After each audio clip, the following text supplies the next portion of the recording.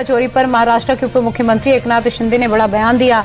नागपुर में शिंदे ने कहा कि चोरी के मामले में जो भी दोषी होगा उसे प्रधानमंत्री मोदी और मुख्यमंत्री योगी आदित्यनाथ नहीं छोड़ेंगे। उसे सलाखों के पीछे जाना होगा। पीएम मोदी का स्पष्ट मंत्र है, न खाऊंगा न खाने दूंगा। श्रीनगर से सीएम योगी ने फिर से समाजवादी पार्टी को घेरा। सीएम योगी ने कहा, इनके पास न नीति है न नीयत। 2017 से पहले सपा की सरकार पॉलिसी पैरालिसिस का शिकार थी। बहन बेटियां सुरक्षित नहीं थी, लेकिन आज यूपी में सब चंगा है, न दंगा होता न कर्फ्यू लगता है। बहन बेटियां सुरक्षित हैं। सपा के समय हिंदुओं का त्योहार मनाना दुश्वार था, लेकिन आज सभी धर्मों के लोग शांति से अपना पर्व मनाते हैं। भारतीय नौसेना के बेड़े में एक और वॉरशिप शामिल हो गई। स्वदेशी तकनीकी से तैयार आईएनएस महेंद्र गिरी को विशाखापट्टनम में नौसेना में कमीशन किया गया। रक्षा मंत्री राजनाथ सिंह भी इस अवसर पर मौजूद रहे। महेंद्र गिरी हिंद महासागर में भारत की समुद्री सुरक्षा को और मजबूत करेगी। ये युद्धपोत मॉडर्न हथियारों से लैस है। 75% से ज्यादा स्वदेशी उपकरण और तकनीकी का इस्तेमाल किया गया है। महेंद्र गिरी में एडवांस्ड स्टेल्थ तकनीकी दी गई है, जिससे इसके रडार पर पहचान करना मुश्किल होगा। विदेशों में लॉरेंस बिश्नोई गैंग के खिलाफ एक्शन तेज हो रहा है। अमेरिका के बाद अब फ्रांस ने बड़ी कार्रवाई करते हुए बिश्नोई गैंग के एक गैंगस्टर गुरिंदर देव को गिरफ्तार किया। ये कार्रवाई कॉमेडियन कपिल शर्मा के कैफे पर फायरिंग के मामले में हुई। फायरिंग के एक और आरोपी को कनाडा पुलिस ने धर दबोचा। कनाडा की रॉयल कैनेडियन माउंटेड पुलिस के मुताबिक गुरिंदर देव को फ्रांस में अरेस्ट किया गया और अब उसे प्रत्यर्पण कर कनाडा लाया जाएगा। बिहार के गया में सुरक्षा बलों ने नक्सली हमले की साजिश को नाकाम कर दिया।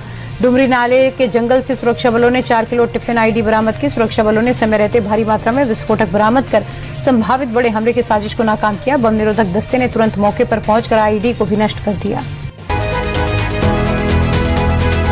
नीट पेपर लीक मामले में गिरफ्तार आरोपियों की न्यायिक हिरासत बढ़ गई है। हिरासत खत्म होने के बाद आरोपियों को वीडियो कॉन्फ्रेंसिंग के जरिए दिल्ली के राउज एवेन्यू कोर्ट के सामने पेश किया गया। सुनवाई के बाद कोर्ट ने सभी 13 आरोपियों की हिरासत 24 जुलाई तक बढ़ा दी।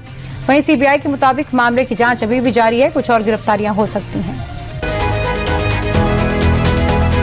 बिहार के पटना में भारी बारिश के बाद जगह जगह पानी भर गया। सड़कें पानी से लबालब हो गईं। भीषण जल जमाव के चलते यातायात ठप हो गया। गाड़ियों की रफ्तार थम गई। राहगीरों को भारी दिक्कतों का सामना करना पड़ रहा है। निचले इलाकों में पानी भरने से रहवासियों को भारी परेशानी हो रही है। हिमाचल की राजधानी शिमला में लगातार बारिश से कोहराम मच गया। कई इलाकों में लैंडस्लाइड का खतरा बढ़ गया। संजौली इलाके में भारी भूस्खलन हुआ, जिसके कारण कई मकानों पर खतरा पैदा हो गया। 10 से ज्यादा इमारतें खतरे की जद में हैं। किसी भी समय बड़ा हादसा हो सकता है। रजाना इलाके में लैंडस्लाइड के कारण गाड़ियां मलबे में दब गईं।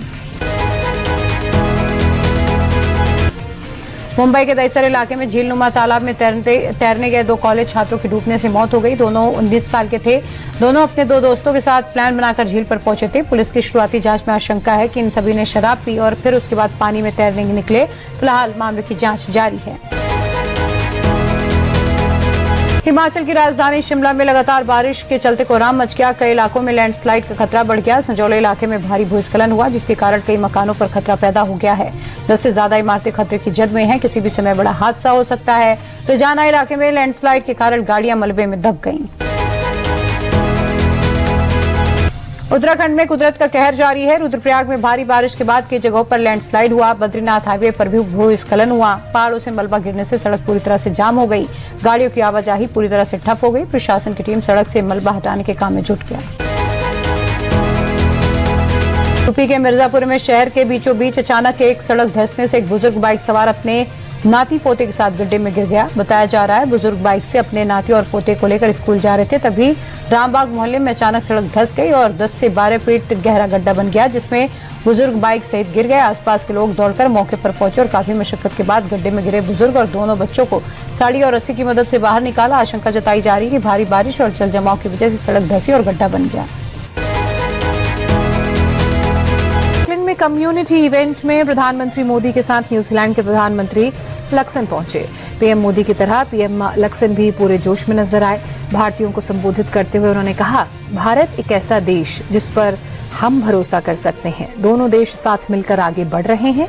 एफटीए दोनों देशों के लिए संभव नहीं था, लेकिन मैंने और पीएम मोदी ने इसे करके दिखाया। मोदी को न्यूजीलैंड का सच्चा दोस्त बताते हुए कहा, मोदी हमारे समय के महत्वपूर्ण नेताओं में से एक है।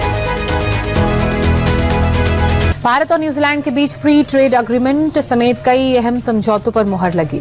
पीएम मोदी ने कहा, भारत अब सिर्फ एक बाजार नहीं बल्कि ग्लोबल ग्रोथ का इंजन बन चुका है। फिनटेक में भारत ग्लोबल लीडर है। दुनिया विश्वास के साथ भारत की ओर देखती है। भारत वैश्विक विकास का लॉन्च पैड है। पीएम ने कहा, भारत की विकास यात्रा में न्यूजीलैंड सहभागी है। दोनों देश साथ मिलकर आगे बढ़ रहे हैं। 2030 तक न्यूजीलैंड के साथ व्यापार दोगुना करेंगे। चढ़ावा चोरी मामले में एक और नया खुलासा हुआ। चोरी का खुलासा होने के बाद भी इसे छिपाने की कोशिश हुई। मंदिर में काम करने वाले पूर्व सैनिकों को सख्त हिदायत थी कि वे इस मामले में कुछ भी ना बोलें। पूर्व सैनिकों को व्हाट्सएप ग्रुप पर मैसेज भेजा गया था कि कोई भी कुछ पूछे तो उन्हें बोलना नहीं है। अब इस मैसेज का स्क्रीनशॉट सोशल मीडिया पर वायरल है। उधर मंदिर में चढ़ावा गिनने के वक्त में बदलाव हुआ है। गिनती का समय एक ही रहेगा, यानी कि एक ही शिफ्ट जो सुबह 9 से शाम के 6 बजे तक चलेगी, उस दौरान चढ़ावे की गिनती होगी। राम मंदिर निर्माण समिति के चेयरमैन रुपेंद्र मिश्रा अयोध्या दौरे पर हैं। मिश्रा ने राम मंदिर में चढ़ावा चोरी को कलंक बताया। साथ ही कहा, व्यवस्थाओं को और ज्यादा मजबूत पारदर्शी बनाया जाएगा। ऐसा फिर ना हो, इसके लिए प्रशासनिक स्तर पर कदम उठाए जा रहे हैं। इस घटना से हम सभी छोटा महसूस कर रहे हैं।